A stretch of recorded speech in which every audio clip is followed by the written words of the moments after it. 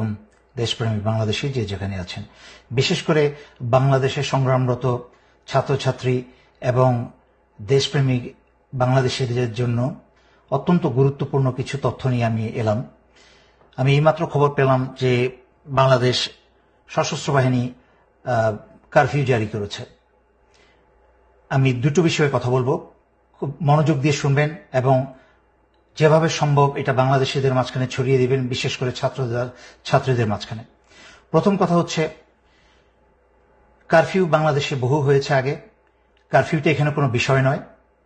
বাংলাদেশের স্বাধীনতা যুদ্ধ থেকে আরম্ভ করে পরবর্তীতে 90-এর এরশাদ পতনের সময়ও কিন্তু কারফিউ জারি হয়েছে। কারফিউ দিয়ে কিন্তু কোনোদিন কোনো অত্যাচারী সরকারের পতনকে থামানো যায় নাই, এবং এমনকি 2007-8 সালেও কিন্তু কারফিউ জারি হয়েছে। তখনও কিন্তু সেনাবাহিনীর অফিসারদের কিছু বলস ছিল, কারণ যেভাবেই হোক, নাটকীয়ভাবেই হোক, রাজনৈতিক তথাকথিত নেতাদেরকে এবং চোর বদমাশদেরকে কিন্তু জেলে ভরেছিল। কিন্তু এখন তো সেনাবাহিনী অফিসারদের কোনো বিচিই নেই, বলসই নেই। এবং বর্তমানে সেনাপ্রধান, গত লাইভে আমি ভদ্রভাবে ওনাকে বলেছিলাম দেশ এবং জনগণের পাশে দাঁড়াতে। যদি উনি জরুরি অবস্থা জারি করতেন তাহলে সেটা দেশ এবং জনগণের পক্ষে হতো, কারণ জরুরি অবস্থা জারি করা মানে হচ্ছে স্বৈরাচারী শেখ হাসিনা আর ক্ষমতা নাই। কিন্তু আমি যতদূর শুনেছি কারফিউ জারি করা হয়েছে। এর পিছনে ছোট্ট করে আমাকে একটু ব্যাকগ্রাউন্ড বলতে হয়। এই বর্তমান সেনাপ্রধান জেনারেল ওয়াকার স্বৈরাচারী শেখ হাসিনা আত্মীয়। তার কিন্তু লেফটেন্যান্ট কর্নেল হওয়ার যোগ্যতা ছিল না। ওনার শ্বশুর সেনাপ্রধান হয়েছিলেন, সেই সুবাদে স্টাফ কলেজ করে এদিক ওদিক করে ওনাকে আমি অনেক অল্প বয়স থেকে, মানে মেজর অবস্থা থেকে ওনাকে আমি চিনি। সাদা মানুষ ছিলেন, তেমন কোনো ব্রেইনওয়ালা মানুষ না। কারফিউ দিয়ে বর্তমানের বাংলাদেশের ভয়ঙ্কর পরিস্থিতি থেকে দেশকে সামাল দেওয়ার মতো ক্ষমতা এবং যোগ্যতা কোনোটাই ওনার নাই।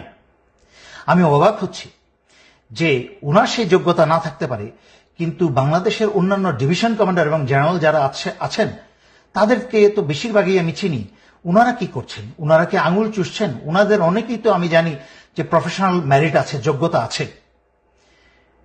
সাহসিকতা না থাকতে পারে তারা তো এই সেনাপ্রধানকে বলতে পারত যে আপনি জনগণের বিরুদ্ধে যাবেন না। কিন্তু যেই জিনিসটার আমি ভয় পাচ্ছিলাম সেটাই হলো। আমি জানতাম যে স্বৈরাচারী শেখ হাসিনার সর্বশেষ শয়তানি হবে দেশে একটা গৃহযুদ্ধ লাগিয়ে দিয়ে যেতে। সে পালানোর আগে দেশে একটা গৃহযুদ্ধ লাগিয়ে দিয়ে যাবে, এবং এই গৃহযুদ্ধে করবে কি, সশস্ত্র বাহিনীকে জনগণের শত্রু বানিয়ে দিয়ে যাবে। দেশে যেন জনগণ এবং সশস্ত্র বাহিনী ইউনিফর্ম এবং জনগণের মাঝখানে রক্তারক্তি হয়, এবং এই সুযোগে স্বৈরাচারী শেখ হাসিনা তার দলবল নিয়ে পালাতে পারে। তার চেয়েও ভয়ঙ্কর অবস্থা হচ্ছে যে আমি অত্যন্ত বিশ্বস্ত সূত্রে খবর পেলাম যে ভারতের বাংলাদেশে শতখানিকের উপরে কিলার ঢুকিয়েছে। ঠিক যেভাবে বিডিআর হত্যার সময় বাংলাদেশে প্রবেশ করানো হয়েছিল, সেইভাবে বাংলাদেশে রয়ের কিলারদেরকে প্রবেশ করানো হয়েছে। শুধুমাত্র বেছে বেছে শনাক্ত করে ছাত্র নেতাদের এবং অন্যান্য নেতাদেরকে তারা টার্গেট করে হত্যা করার জন্য, ছাত্রলীগ, যুবলীগ, পুলিশ এবং রয়ের সেই সব খুনি মিলে, যা হয়েছিল 2009 সালে বিডিআর হত্যার ঘটনায়। এবং আশ্চর্যজনক মিল পাবেন, 2009 সালে এই বর্তমান সেনা প্রধান 46 ব্রিগেডে তখন তার পোস্টিং ছিল। তাকে আদেশ করা হয়েছিল বিডিআর 1 নম্বর গেটটাকে অস্ত্র লাগিয়ে গেটটাকে উড়িয়ে দেওয়া, যেন সেখান থেকে সেই গেটের মাধ্যমে সেনাবাহিনী ঢুকে অপারেশন চালিয়ে বিদ্রোহীদের দমন করতে পারে এবং সেনা অফিসারদেরকে উদ্ধার করতে পারে। কিন্তু যখন এই জেনারেল ওয়াকার তখন অস্ত্র তাক করা এবং নিশানা করা সবকিছু প্রস্তুত হয়ে গিয়েছিল, হঠাৎ করে একটা ফোন আসে। সেই ফোনটা আর কেউ না, অবসরপ্রাপ্ত জেনারেল তারেক সিদ্দিকীর কাছ থেকে সেই ফোনটা আসে। তাকে বলা হয় অস্ত্র গুটিয়ে নিয়ে সেনানিবাসে ফেরত যেতে। তখনই সে সেনাপ্রধান কারোর আদেশ শুনে নাই, সেনানী বাহিনীর কোনো আদেশ শুনে নাই। সে জেনারেল তারেক সিদ্দিকী সরাসরি আদেশ শুনে, চেইন অফ কমান্ড ভঙ্গ করে সে জেনারেল তারেক সিদ্দিকীর আদেশ শুনে অস্ত্র গুটিয়ে সেনানিবাসে চলে যায়, যার ফলে 57 জন সেনাবাহিনীর অফিসারদেরকে ভারতের এবং আওয়ামী লীগ মিলে হত্যা করতে সুযোগ করে দেওয়া হয়। সেই একই কাজ এই জেনারেল ওয়াকার আবারও করছে। ভারতের রকে যুবলীগ এবং ছাত্রলীগ এবং গোপালী পুলিশদেরকে ব্যবস্থা করে দিচ্ছে বাংলাদেশের মেধাবী ছাত্রদের এবং বাংলাদেশের অন্যান্য আন্দোলনরত যারা চিহ্নিত ছাত্রছাত্রী তাদেরকে হত্যা করার জন্য। আমি সেনাবাহিনীর সকল সদস্যের উদ্দেশ্যে বলছি, প্রথমেই সেনাবাহিনীর সদস্যের উদ্দেশ্যে বলছি, তারপরে বলবো জনগণের উদ্দেশ্যে। সেনাবাহিনীর সকল সদস্যের উদ্দেশ্যে বলছি, আপনারা দয়া করে ভুলেও এই ফাঁদে পা দিবেন না। আপনারা আদেশ অমান্য করুন, কারণ আপনাদেরকে সারা দুনিয়ার সামনে জনগণের শত্রু বানানো হচ্ছে। রয়ের কিলাররা বাংলাদেশ সেনাবাহিনীর ইউনিফর্ম পরে যেইভাবে বিডিআর হত্যার সময় ভারতের রয়ের কিলাররা বিডিআর ইউনিফর্ম পরে বাংলাদেশ সেনাবাহিনীর 57 জন অফিসার হত্যা করেছিল, ঠিক একইভাবে রয়ের কিলাররা বাংলাদেশ সেনাবাহিনীর ইউনিফর্ম পরে বাংলাদেশের ছাত্র জনতা হত্যা করবে। হাসিনা যেন এবং ভারত যেন তার দোষ বাংলাদেশ সশস্ত্র বাহিনীর উপর চাপাতে পারে। এর কারণ আমি অনেক লাইভে আগে ব্যাখ্যা করেছি। স্বৈরাচারী শেখ হাসিনা রাজনীতিতে এসেই ছিল তার বাবা এবং পরিবারের হত্যার প্রতিশোধ নিতে, এবং সংবাদ মাধ্যমে এবং জনগণের সামনে বহু মানুষকে সাক্ষী রেখে, বিবিসিকে সাক্ষী রেখে সে বলেছিল যে রাজনীতিতে ফিরেই এসেছে তার পরিবারের হত্যার প্রতিশোধ নিতে এবং সশস্ত্র বাহিনীকে, বিশেষ করে সেনাবাহিনীকে সে ধ্বংস করে ছাড়বে।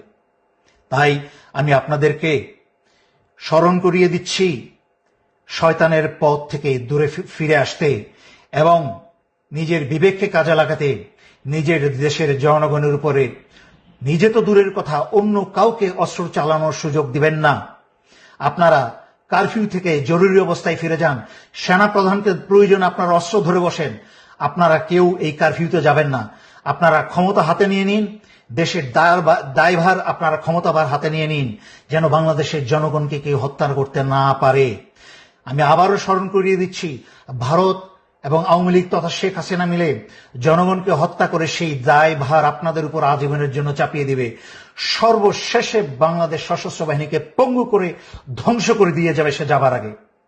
আর জনগণের উদ্দেশ্যে বলছি, আপনারা কারফিউ জারি করার পরে সংঘবদ্ধভাবে সবাই যার যার এলাকায় একটা শক্তিশালী অবস্থানে যাবেন। কোনো অপরিচিত মানুষকে আপনাদের মাঝখানে প্রবেশ করতে দিবেন না। যখনই কোনো অপরিচিত ব্যক্তি আপনাদের দিকে অগ্রসর হবে, যেহেতু কারফিউ জারি করা হয়েছে, আপনার উন্মুক্ত রাস্তাঘাটে থাকার কথা না, কিন্তু কারোর আপনার ঘরে ঘরে অফিসে আদালতে যাওয়ার কথা না।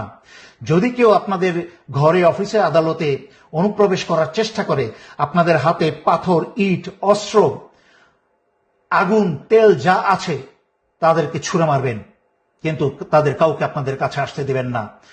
বাংলাদেশ একটা ভয়ঙ্কর সময় অতিবাহিত করছে। আমরা অতীতে এরকম ভয়ঙ্কর সময় অতিবাহিত করেছি।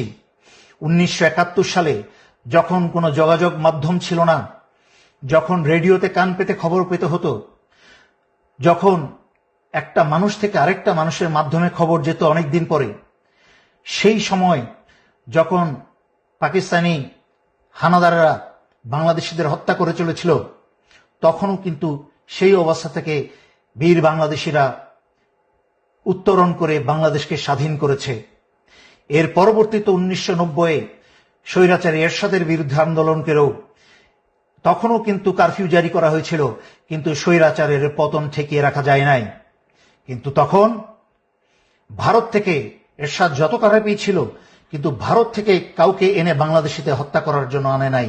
এই কুৎসিত পিচাচ শুধুমাত্র হাসিনার পক্ষেই সম্ভব।